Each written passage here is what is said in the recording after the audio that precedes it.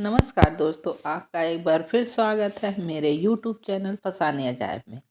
आइए सुनते हैं धर्मवीर भारती द्वारा रचित उपन्यास गुनाहों का देवता का अगला भाग, मेरी यानी डॉक्टर वंदना की आवाज़ में। जब चंदर लौट आया तो उसने देखा सुधा तो उसी के कमरे में है। उसने उसके कमरे के एक कोने में दरी हटा दी है, वहाँ पानी छिड़क दिया है और एक कुश के आसन पर सामने चौकी पर कोई पोथी धरे बैठी है।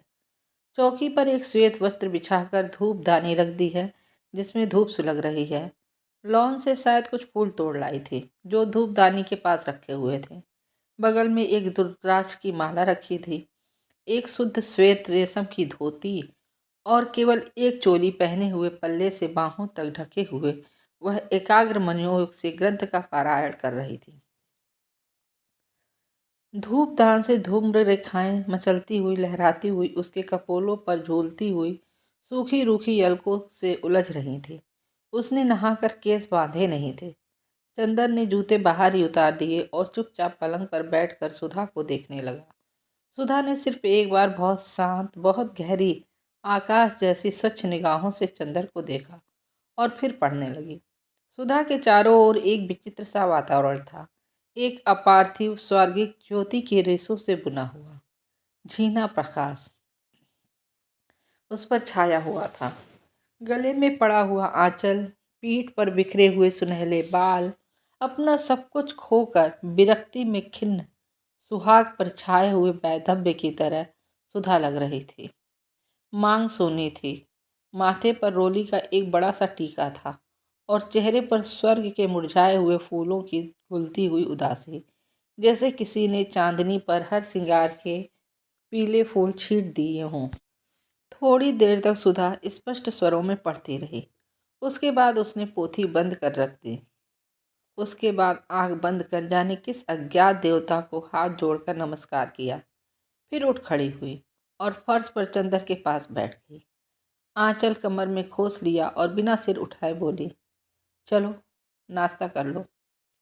यहीं ले आओ, चंदर बोला। सुधा उठी और नाश्ता ले आई। चंदर ने उठाकर एक टुकड़ा मुख में रख लिया, लेकिन जब सुधा उसी तरह इस पर फर्श पर चुपचाप बैठी रही तो चंदर ने कहा, तुम भी खाओ। मैं? वह एक फीकी हंसी हंसकर बोली, मैं खा लूँ तो अभी क्या हो जाए मुझे, सिवा नींबू के शरबत और खिचड़ी के अब कुछ भी नहीं खाती, और वह भी एक ही वक्त। क्यों? असल में पहले मैंने एक व्रत किया, 15 दिन तक केवल प्रातःकाल खाने का। तब से कुछ ऐसा हो गया कि शाम को खाते ही मन बिगड़ जाता है। इधर और भी कई रोग हो गए हैं। चंदर का मन रो आया। सुधा, तुम चुपचाप इस तरह अपने को मिटाती रही। मान लिया चंदर ने एक खत में तुम्हें लिख ही दिया था कि अब पत्र व्यवहार बंद कर दो, लेकिन क्या अगर तुम पत्र भेजती तो चंदर की हिम्मत थी कि वो उत्तर न देता? अगर तुम समझ पाती कि चंदर के मन में कितना दुख है। चंदर चाहता था कि सुधा की गोद में अपने मन की सभी बातें बिखेर दे, लेकिन सुधा कहे, कुछ शिकायत करे तो चंदर अपनी सफाई भी दे। लेकिन सुधा तो है कि शिकायत ही नहीं करती, सफाई देने का मौका ही नहीं देती। यह देवत्व की मूर्ति सी पथरीली सुधा, यह चंदर की सुधा तो नहीं। चंदर का मन बहुत भर आया। उसके रूधे गले से पूछा, सुधा, तुम बहुत बदल गई हो। खैर, और तो जो भी हो उसके लिए अब मैं क्या कहूँ, लेकिन अपनी तंदुरुस्ती बिगाड़ कर क्यों तुम मुझे दुख दे रही हो? अब यूं भी मेरी ज़िंदगी में रखा क्या है? लेकिन एक ही संतोष था कि तुम सुखी हो, लेकिन तुमने मुझसे वह भी सहारा छीन लिया। पूजा किसकी करती हो? पूजा कहाँ, पाठ करती हूँ चंदर, गीता का और भगवान का, कभी कभी सूर सागर का भी। पूजा भला किसकी करूँगी? मुझ जैसी अभागिन की पूजा भला स्वीकार कौन करेगा? तब यह एक वक्त का भोजन क्यों?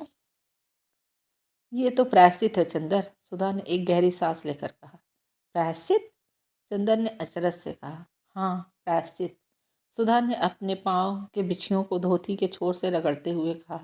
हिंदू गृह तो एक ऐसा जेल होता है जहाँ कैदी को उपवास करके प्राण छोड़ने की भी इजाज़त नहीं रहती। अगर धर्म बहाना ना हो तो धर्म के बहाने उपवास करके कुछ सुख मिल जाता है।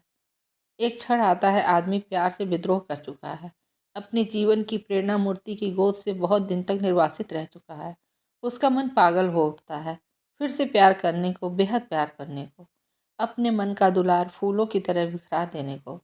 आज विद्रोह का तूफान उतर जाने के बाद अपनी उजड़ी हुई जिंदगी में बीमार सुधा को पाकर चंदर का मन तड़प उठा। सुधा की पीठ पर लहराती हुई सूखी अलकें हाथ में ले ली। उन्हें गूंथने का असफल प्रयास करते हुए बोला, सुधा, ये तो सच है कि मैंने तुम्हारे मन को बहुत दुखाया है, लेकिन तुम तो हमारी हर बात को, हमारे हर क्रोध को क्षमा करती हो। इस बात का तुम इतना बुरा क्यों मान गई? किस बात का चंदर? सुधा ने चंदर की ओर देख कर कहा। मैं किस बात का बुरा मान गई? किस बात का प्रायश्चित कर रही हो तुम, इस तरह अपने को मिटाकर? प्रायश्चित? प्रायश्चित तो मैं अपनी दुर्बलता का कर रही हूँ चंदर। दुर्बलता? चंदर ने सुधा की अलकों को घटाओं की तरह छिटका कर कहा। दुर्बलता? चंदर, तुम्हें ध्यान होगा, एक दिन हम लोगों ने निश्चय किया था कि हमारे प्यार की कसौटी यह रहेगी चंदर, कि दूर रहकर भी हम लोग ऊंचे उठेंगे, पवित्र रहेंगे। दूर हो जाने के बाद चंदर, तुम्हारा प्यार तो मुझ में एक दृढ़ आत्मा और विश्वास भरता रहा। उसी के सहारे मैं अपने जीवन के तूफानों को पार कर ले गई। लेकिन पता नहीं मेरे प्यार में कौन सी दुर्बलता रही कि तुम उसे ग्रहण नहीं कर पाए। मैं तुमसे कुछ नहीं कहती, मगर अपने मन में कितनी कुंठित हूँ कि कह नहीं सकती। पता नहीं दूसरा जन्म होता है या नहीं, लेकिन इस जन्म में तुम्हें पाकर तुम्हारे चरणों पर अपने को न चढ़ा पाई, तुम्हें अपने मन की पूजा में यकीन न दिला पाई। इससे बढ़कर और कौन सा दुर्भाग्य होगा? मैं अपने व्यक्तित्व को कितना गर्हित, कितना छिछला समझने लगी हूँ चंदर। चंदर ने नाश्ता खिसका दिया। अपनी आंखों में झलकते हुए आंसू को छुपाते हुए चुपचाप बैठ गया। नाश्ता कर लो चंदर, इस तरह तुम्हें अपने पास बिठाकर खिलाने का सुख अब कहाँ नसीब होगा। लो। और सुधा ने अपने हाथ से उसे एक नमकीन सेव खिला दिया। चंदर के भरे आंसू सुधा के हाथों पर चू पड़े। छी, ये क्या चंदर? कुछ नहीं, चंदर ने आंसू पोंछ डाले। इतने में महाराजी नाइयों सुधा से बोली, बिटिया रानी, ले इनान खटाई हम कल्हन से बना के रख लिया, रहा कि तोके खिलाई में। अच्छा, हम भी महाराजन इतने दिन से तुम्हारे हाथ का खाने के लिए तरस गए, तुम चलो हमारे साथ। यहाँ चंदर भैया के कौन देखी है बिटिया, इन्हों का ब्याह कर दो तो हम चली तोहरे साथे। सुधा हंस पड़ी। चंदर चुपचाप बैठा रहा। महाराजन खिचड़ी डालने चली गई। सुधा ने चुपचाप नान खटाई की तस्तरी उठाकर एक और रख दी। चंदर चुप। अब क्या बात करे? पहले वो दोनों घंटों क्या बातें करते थे, उसे बड़ा ताज्जुब हुआ। इस वक्त कोई भी बात नहीं सोचती। पहले जाने कितना वक्त गुजर जाता था, दोनों की बातें ही खत्म नहीं होती थी। सुधा भी चुप थी। थोड़ी देर बाद चंदर बोला, सुधी, तुम सचमुच पूजा पाठ में विश्वास रखती हो? क्यों, करती तो हूँ चंदर। हाँ, मूर्ति जरूर नहीं पूजती, पर कृष्ण के को जरूर पूजती हूँ। अब सारे सहारे छूट गए, तुमने भी मुझे छोड़ दिया, तब मुझे गीता और रामायण में बहुत संतोष मिला। पहले मैं खुद ताज्जुब करती थी कि औरतें इतना पूजा पाठ क्यों करती हैं। फिर मैंने सोचा, हिंदू नारी इतनी असहाय होती है, उसे पति से, पुत्र से, सभी से इतना लांछन, अपमान और तिरस्कार मिलता है कि पूजा पाठ ना हो तो वो पशु बन जाए। पूजा पाठ ही ने हिंदू नारी का चरित्र अभी तक इतना ऊंचा रखा हुआ है। मैं तो समझता हूँ ये अपने को भुलावा देना है। मानती हूँ चंदर, लेकिन अगर कोई हिंदू धर्म की इन किताबों को ध्यान से पढ़े तब वह जाने क्या है इनमें, जाने कितनी ताकत देती हैं ये। अभी तक जिंदगी में मैंने यह सोचा कि पुरुष हो या नारी, सभी के जीवन का एकमात्र संबल विश्वास है, और इन ग्रंथों में सभी संशयों को मिटाकर विश्वास का इतना गहन उपदेश है कि मन पुलक उठता है। मैं तुमसे कुछ नहीं छिपाती चंदर, जब बिनती के ब्याह में तुमने मेरा पत्र लौटा दिया तो मैं तड़प उठी। एक अविश्वास मेरी नस नस में गुथ गया। मैं समझ गई कि तुम्हारी सारी बातें झूठी थीं। एक जाने कैसी आग मुझे हरदम झुलसाती रहती थी। मेरा स्वभाव बहुत बिगड़ गया था। मुझे हर एक से नफरत हो गई थी, हर एक पर झल्ला पड़ती थी। किसी बात में मुझे चैन नहीं मिलता था। धीरे धीरे मैंने इन किताबों को पढ़ना शुरू किया। मुझे लगने लगा कि शांति धीरे धीरे मेरी आत्मा पर उतर रही है। मुझे लगा कि यह सभी ग्रंथ पुकार पुकार कर कह रहे हैं, संस्यात्मा विनश्यति। धीरे धीरे मैंने इन बातों को अपने जीवन पर घटाना शुरू किया। तो मैंने देखा कि सारी भक्ति की किताबें और उनका दर्शन बड़ा मनोहर रूपक है चंदर। कृष्ण प्यार के देवता हैं। बंसी की ध्वनि विश्वास की पुकार है। धीरे धीरे तुम्हारे प्रति मेरे मन में जगा हुआ अविश्वास मिट गया। मैंने कहा, तुम मुझसे अलग ही कहाँ हो। मैं तो तुम्हारी आत्मा का एक टुकड़ा हूँ, जो एक जन्म के लिए अलग हो गई, लेकिन हमेशा तुम्हारे चारों ओर चंद्रमा की तरह चक्कर लगाती रहूंगी। जिस दिन मैंने पढ़ा, सर्वधर्मान् परित्यक्तुं मामेकं शरणं व्रज, अहम त्वां सर्व पापेभ्यो मुच्यस्यामि मा शुचः, तो मुझे लगा कि तुम्हारा खोया हुआ प्यार मुझे पुकार कर कह रहा है, मेरी शरण में चले आओ। और सिवा तुम्हारे प्यार के मेरा भगवान और है ही कौन। उसके बाद से चंदर मेरे मन में विश्वास और प्रेम झलक आया। अपने जीवन की परिधि में आने वाले हर व्यक्ति के लिए सभी मुझे बहुत चाहने लगे।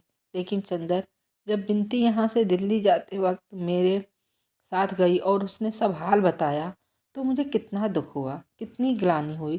तुम्हारे ऊपर नहीं, अपने ऊपर। बातें भावात्मक स्तर से उठकर बौद्धिक स्तर पर आ चुकी थी। चंदर फौरन बोला, सुधा, ग्लानि की तो कोई बात नहीं। कम से कम मैंने जो कुछ किया है उस पर मुझे जरा भी शर्म नहीं। चंदर के स्वर में फिर एक बार गर्व और अकड़ाहट सी आ गई थी। मैंने जो कुछ किया है उसे मैं पाप नहीं मानता। तुम्हारे भगवान ने तुम्हें जो कुछ रास्ता दिखलाया वो तुमने किया। मेरे भगवान ने जो कुछ रास्ता मुझे दिखलाया वो मैंने किया। तुम जानते ही हो क्या हो मेरी ज़िंदगी के बारे में। मेरी ज़िंदगी की पवित्रता तुम थी। तुम्हारी भोली निष्पाप सांसें मेरी सभी गुनाह, मेरी सभी कमजोरियां सुलाती रही हैं। जिस दिन तुम मेरी ज़िंदगी से चली गई, उस दिन तक तो मैंने अपने को संभाला। इसके बाद मेरी आत्मा का कड़ कड़ विद्रोह कर चुका। मैंने कहा, स्वर्ग के मालिक, साफ साफ सुनो।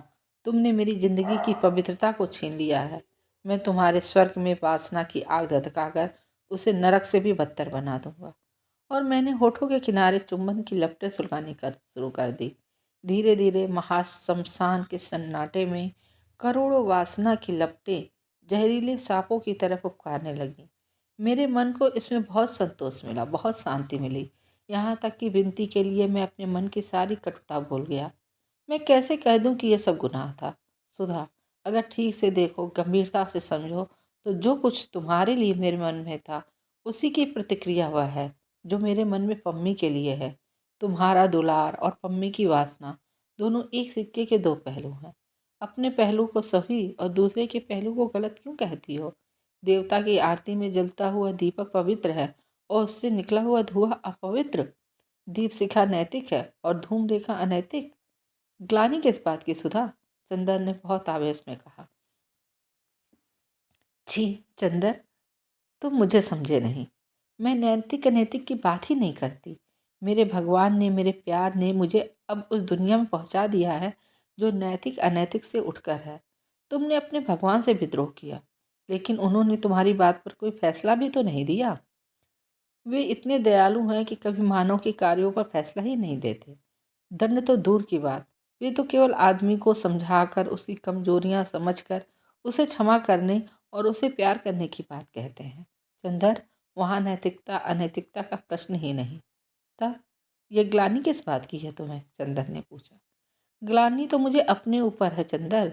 रहा तुम्हारा पम्मी से संबंध, तो मैं बिनती की तरह नहीं सोचती। इतना विश्वास रखो, मेरी पाप और पुण्य की तराजू ही दूसरी है।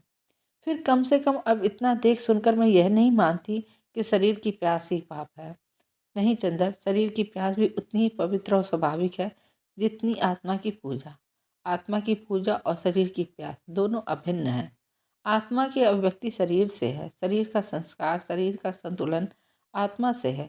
जो आत्मा और शरीर को अलग कर देता है वही मन के भयंकर तूफानों में उलझ कर चूर चूर हो जाता है। चंदर, मैं तुम्हारी आत्मा थी, तुम मेरे शरीर थे। पता नहीं कैसे हम लोग अलग हो गए। तुम्हारे बिना मैं केवल सूक्ष्म आत्मा रह गई। शरीर की प्यास, शरीर की रंगीनियां मेरे लिए अपरिचित हो गईं। पति को शरीर देकर भी मैं संतोष न दे पाई और मेरे बिना तुम केवल शरीर रह गए। शरीर में डूब गए। पाप का जितना हिस्सा तुम्हारा उतना ही मेरा। पाप की बैतरनी के इस किनारे जब तक तुम तड़पोगे तभी तक मैं भी तड़पूंगी। दोनों में से किसी को भी चैन नहीं और कभी चैन नहीं मिलेगा। लेकिन फिर हटाओ इन सब बातों को। चंदन, तुमने व्यर्थ यह बात उठाई। मैं अब बात करता भूलती जा रही हूँ। मैं तो आई थी तुम्हें देखकर कुछ मन का ताप मिटाने। उठ, चलो खाना खाएं, सुधा बोली। नहीं, मैं चाहता हूँ बातें सुलझ जाए सुधा। चंदन ने सुधा के हाथ पर अपना सिर रख कर कहा। मेरी तकलीफ अब बेहद बढ़ती जा रही है। मैं पागल ना हो। छी, ऐसी बात नहीं सोचते, उठो। चंदर को उठाकर सुधा बोली। दोनों ने खाना खाया। महाराजिन बड़े दुलार से परसती रही और सुधा से बातें करती रही। खाना खाकर चंदर लेट गया और सोचने लगा, अब क्या सचमुच उसके और सुधा के बीच में कोई इतना भयंकर अंतर आ गया है कि दोनों पहले जैसे नहीं हो सकते। लगभग 4 बजे वह जागा तो उसने देखा कि उसके पाँव के पास सिर रखकर सुधा सो रही है। पंखे की हवा वहां तक नहीं पहुंचती, वह पसीने से तरबतर हो रही है। चंदर उठा। उसे नींद में ऐसे लगा जैसे इधर कुछ हुआ ही नहीं। सुधा वही सुधा है, चंदर वही चंदर है। उसने सुधा के पल्ले से सुधा के माथे और गले का पसीना पोंछ दिया और हाथ बढ़ाकर पंखा उसी की ओर घुमा दिया। सुधा ने आंखें खोली, एक अजीब सी निगाह से चंदर की ओर देखा और चंदर के पाँव को खींचकर वच्च से लगा, फिर आंख बंद करके लेट गई। चंदन ने अपना एक हाथ सुधा के माथे पर रख दिया और चुपचाप बैठा रहा। आज से लगभग साल भर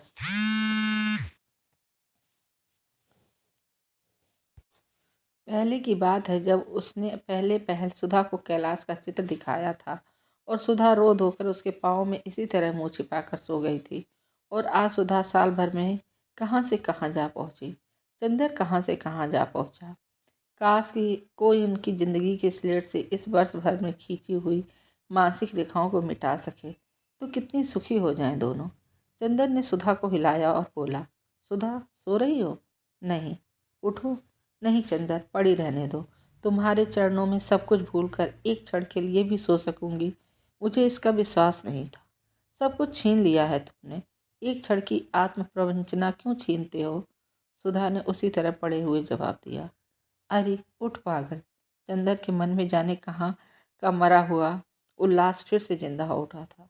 उसने सुधा की बाह में जोर से चुटकी काटते हुए कहा, उठती है या नहीं, आलसी कहीं की।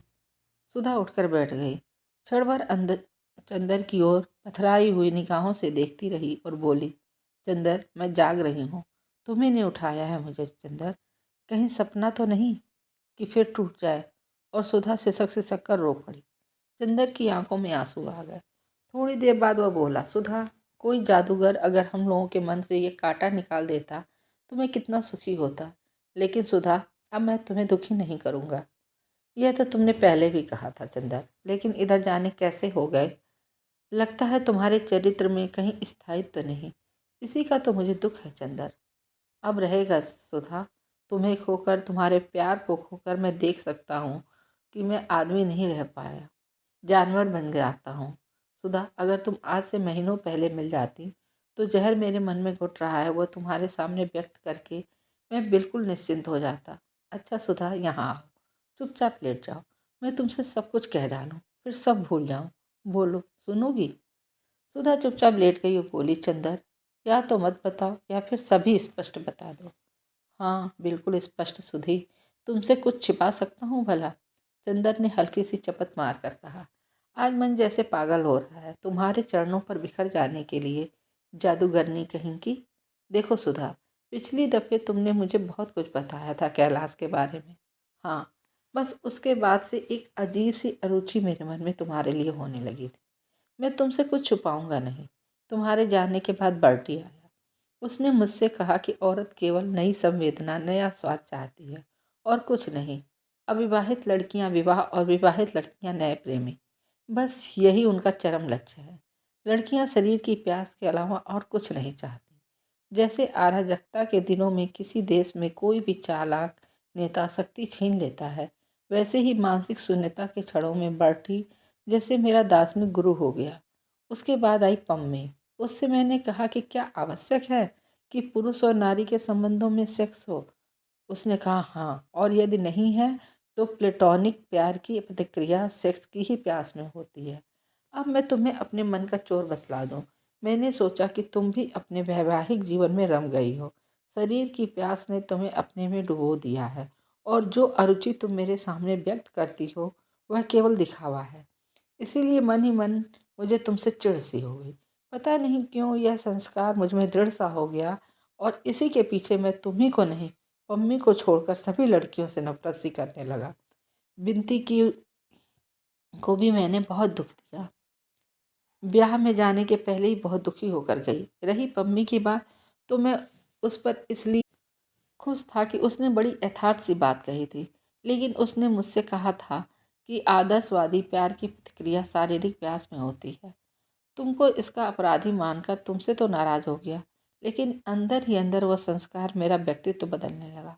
सुधा, पता नहीं तुम्हारे जीवन में प्रतिक्रिया के रूप में शारीरिक प्यास जागी या नहीं, पर मेरे मन में गुनाह तो तूफान की तरह लहरा उठे। लेकिन तुमसे एक बात नहीं छिपाऊंगा, वह यह कि ऐसे भी छड़ा है जब पम्मी के समर्पण ने मेरे मन की सारी कटुता धो दी। बोलो, तुम कुछ तो बोलो सुधा। तुम कहते चलो चंदर, मैं सुन रही हूँ। हाँ, लेकिन उस दिन गेसु आई। उसने मुझे फिर पुराने दिनों की याद दिला दी और फिर जैसे पम्मी के लिए आकर्षण उखड़ सा गया। अच्छा सुधा, एक बात बताओ, तुम ये मानती हो कि कभी कभी एक व्यक्ति के माध्यम से दूसरे व्यक्ति की भावनाओं की अनुभूति होने लगती है? क्या मतलब? मेरा मतलब जैसे मुझे गेसु की बातों में उस दिन ऐसे लगा जैसे तुम बोल रही हो। और दूसरी बात तुम्हें बताऊं, तुम्हारे पीछे बिनती रही मेरे पास। सारे अंधेरे में वही एक रोशनी थी, बड़ी छीड़ टिमटिमाती हुई सी सारे। बल्कि मुझे तो लगता था कि वह रोशन ही इसलिए थी कि उसमें मुझे रोशनी दिखाई देती थी। मैंने कुछ दिन बिनती को बहुत प्यार किया। मुझे ऐसा लगता था कि अभी तक तुम मेरे सामने थी, अब तुम उसके माध्यम से मेरे सामने हो। लगता था जैसे वह एक व्यक्तित्व नहीं है, तुम्हारे ही व्यक्तित्व का अंश है। उस लड़की के जिस अंश तक तुम थी, वह अंश बार बार मेरे मन में रस उभार देता था। क्यों सुधा, मन की यह भी कैसी अजीब सी गति है? सुधा थोड़ी देर चुप रही, फिर बोली, भागवत में एक जगह एक टीका में हमने पढ़ा था चंदर कि जिसको भगवान बहुत प्यार करते हैं उसमें उसकी अंशा भी व्यक्ति होती है। बहुत बड़ा वैज्ञानिक सत्य है ये। मैं बिनती को बहुत प्यार करती हूँ चंदर। समझ गया मैं। चंदर बोला, अब मैं समझा मेरे मन में इतने गुनाह कहाँ से आए। तुमने मुझे बहुत प्यार किया, वही तुम्हारे व्यक्तित्व के गुनाह मेरे व्यक्तित्व में उतर आए। सुधा खिलखिलाकर हंस पड़ी। चंदर के कंधे पर हाथ रखकर बोली, इसी तरह हंसते बोलते रहते तो क्यों होता ये हाल? मनमौजी हो, जब चाहो खुश हो गए, जब चाहो नाराज हो गए। उसके बाद वह उठी और बाहर से एक तस्तरी में कुछ फल काट कर लाई। चंदर ने देखा, आम। अरे आम? अभी कहाँ से आम ले आई? कौन लाया? लखनऊ उतरी थी, वहां से तुम्हारे लिए लेती आई।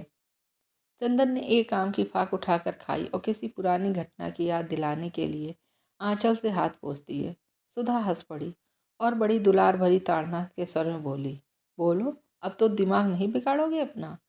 कभी नहीं सुधी, लेकिन पम्मी का क्या होगा? पम्मी से मैं संबंध नहीं तोड़ सकता, व्यवहार चाहे जितना सीमित कर दूं। मैं कब कहती हूँ मैं तुम्हें कहीं से भी बांधना नहीं चाहती। जानती हूँ कि अगर चाहूँ भी तो कभी अपने मन के बाहुपाश ढीले कर तुम्हें चीर मुक्ति तो मैं न दे पाऊंगी। तो भला बंधन ही क्यों बांधो? अम्मी शाम को आएगी शायद। दरवाजा खटका और गेसु ने प्रवेश किया। आकर दौड़कर सुधा से लिपट गई। चंदर उठकर चला आया। चले कहाँ भाईजान, बैठिए ना, नहा तो लूँ। अभी आता हूँ। चंदर चल दिया। वो इतना खुश था, इतना खुश कि बाथरूम में खूब गाता रहा और नहा चुकने के बाद उसे ख्याल आया कि उसने बनियान उतारी ही नहीं थी। नहाकर कपड़े बदल कर वह आया, तब भी गुनगुना रहा था। कमरे में आया तब देखा गेसु अकेली बैठी है। सुधा कहाँ गई? चंदन ने नाचते हुए स्वर में पूछा। गई है शरबत बनाने। गेसु ने चुन्नी से सिर ढाकते हुए और पाँव को सलवार से ढकते हुए कहा। चंदर इधर उधर बक्स में रुमाल ढूंढने लगा। आज बड़े खुश हैं चंदर भाई, कोई खोई हुई चीज़ मिल गई है क्या? अरे मैं बहन हूँ, कुछ इनाम भी दीजिएगा मुझे। गेसु ने चुटकी ली। इनाम की बात क्या है? कहो तो वह चीज़ ही तुम्हें दे दूँ। हाँ, कैलाश बाबू के दिल से पूछिए, गेसु बोली। उनके दिल से तुम ही बात कर सकती हो। गेसु ने झेप कर मुँह फेर लिया। सुधा हाथ में 2 गिलास ले आई। लो गेसु पियो। एक गिलास गेसु को देकर बोली, चंदर लो, तुम पियो ना। नहीं, मैं नहीं पीऊँगी, बर्फ़ मुझे नुकसान करेगी। सुधा ने चुपचाप कहा और चंदर को याद आ गया। पहले सुधा चिढ़ चिढ़कर अपने आप चाय शरबत पी जाती थी और आज क्या ढूंढ रहे हो चंदर? सुधा बोली। रुमाल कोई मिल ही नहीं रहा। साल भर में रुमाल भी खो दिए होंगे। मैं तो तुम्हारी आदत जानती हूँ। आज कपड़ा ला दो, कल सुबह रुमाल सी दूँ तुम्हारे लिए। और उठकर उसने कैलाश के बक्स से एक रुमाल निकाल कर दे दिया। उसके बाद चंदर बाजार गया और कैलाश के लिए तथा सुधा के लिए कुछ कपड़े खरीद लाया। इसके साथ ही कुछ नमकीन जो सुधा को पसंद था, पेठा, एक तरबूज, एक बोतल गुलाब का शरबत, एक सुंदर सा पेन और जाने क्या क्या खरीद लाया। सुधा ने देखकर कहा, पापा नहीं है, फिर भी लगता है कि मैं मायके आई हूँ।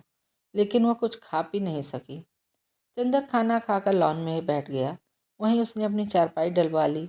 सुधा के बिस्तर छत पर लगे थे। उसके पास महाराजिन सोने वाली थी। सुधा एक तस्तरी में तरबूज काट कर ले आई और कुर्सी डालकर चंदर भी चारपाई के पास बैठ गया। चंदर तरबूज खाता रहा। थोड़ी देर बाद सुधा बोली, चंदर, बिनती के बारे में तुम्हारी क्या राय है? राय? राय क्या होती है? बहुत अच्छी लड़की है। तुमसे तो अच्छी ही है, चंदर ने छेड़ा। अरे मुझसे तो ये दुनिया ही अच्छी है। लेकिन एक बात पूछें? बहुत गंभीर बात है। क्या? तुम बिनती से ब्याह कर लो। बिनती से? कुछ दिमाग तो खराब नहीं हो गया है? नहीं, इस बारे में पहले पहले ये बोलो कि चंदर से बिनती का ब्याह क्यों नहीं करती? तो मैंने चुपचाप पापा से पूछा। पापा बिल्कुल राजी हैं, लेकिन बोले मुझसे कि तुम ही कहो चंदर से। कर लो चंदर, बुआ जी अब दखल नहीं देंगी। चंदर हंस पड़ा। अच्छी खुरापाते तुम्हारे दिमाग में उठती हैं। याद है एक बार और तुमने ब्याह करने के लिए कहा था? सुधा के मुंह से एक हल्का निश्वास निकल पड़ा। हाँ याद है। खैर तब की बात दूसरी थी। अब तो तुम्हें कर ही लेना चाहिए। नहीं सुधा, शादी तो मुझे से नहीं होगी। तुम कह क्यों क्यों रही हो? तुम मेरी बिनती के संबंधों को कुछ गलत तो नहीं समझ रही हो? नहीं जी, लेकिन ये जानती हूँ कि बिनती तुम पर अंधश्रद्धा रखती है। उससे अच्छी लड़की तुम्हें मिलेगी नहीं। कम से कम जिंदगी तुम्हारी व्यवस्थित हो जाएगी। चंदर हंसा। मेरी जिंदगी शादी से नहीं, प्यार से सुधरेगी सुधा। कोई ऐसी लड़की ढूंढ दो जो तुम्हारी जैसी हो और मुझे प्यार करे, तो मैं समझूं कि तुमने कुछ किया है मेरे लिए। शादी वादी तो बेकार है। और कोई बात करनी है या नहीं? नहीं चंदर, शादी तो तुम्हें करनी होगी। अब मैं ऐसे तुम्हें नहीं रहने दूंगी। बिनती से ना करो तो दूसरी लड़की ढूंढूंगी, लेकिन शादी करनी होगी और मेरी पसंद से ही करनी होगी। चंदर एक उपेक्षा की हंसी हंसकर रह गया। सुधा उठ खड़ी हुई। क्यों, चल दें? हाँ, अब नींद आ रही होगी तुम्हें, सो जाओ। चंदर ने रोका नहीं। उसने सोचा था सुधा बैठेगी, जाने कितनी बातें करेंगे। वह सुधा से उसका सब हाल पूछेगा, लेकिन सुधा तो जाने कैसी तटस्थ, निरपेक्ष और अपने में सीमित सी हो गई है। कुछ समझ में नहीं आता। उसने चंदर से सब कुछ जान लिया, लेकिन चंदर के सामने उसने अपने मन को कहीं जाहिर ही नहीं होने दिया। सुधा उसके पास होकर भी जाने कितनी दूर थी। सरोवर में डूबकर पंछी प्यासा था। करीब घंटा भर बाद सुधा दूध का गिलास लेकर आई। चंदर को नींद आ रही थी। वह चंदर के सिरहाने बैठ गई। चंदर, सो गए क्या? क्यों? वह घबरा कर उठ बैठा। लो दूध पी लो, सुधा बोली। दूध हम नहीं पियेंगे। पी लो, देखो बर्फ और शरबत मिला दिया है, पीकर तो देखो। नहीं, हम नहीं पियेंगे, अब जाओ, हमें नींद लग रही है। चंदर गुस्सा था। पी लो मेरे राज दुलारे, चमक रहे हैं चांद सितारे। सुधा ने लोरी गाते हुए चंदर को अपनी गोद में खींचकर बच्चों की तरह गिलास चंदर के मुंह से लगा दिया। चंदर ने चुपचाप दूध पी लिया। सुधा ने गिलास के नीचे रखकर कहा, वाह, ऐसे तो मैं नीलू को दूध पिलाती हूँ। नीलू कौन? अरे मेरा भतीजा, शंकर बाबू का लड़का। अच्छा। चंदर, तुमने पंखा तो छत पर लगा दिया है, तुम कैसे सोओगे? मुझे नींद आ जाएगी। चंदर फिर लेट गया। सुधा उठी नहीं। वह दूसरी पार्टी से हाथ टेक कर चंदर के वक्ष के आर पार फूलों की धनुष से झुक कर बैठ गई। एकादशी का स्निग्ध पवित्र चंद्रमा आसमान की नीली लहरों पर अध खिले बेल की तरह कांप रहा था।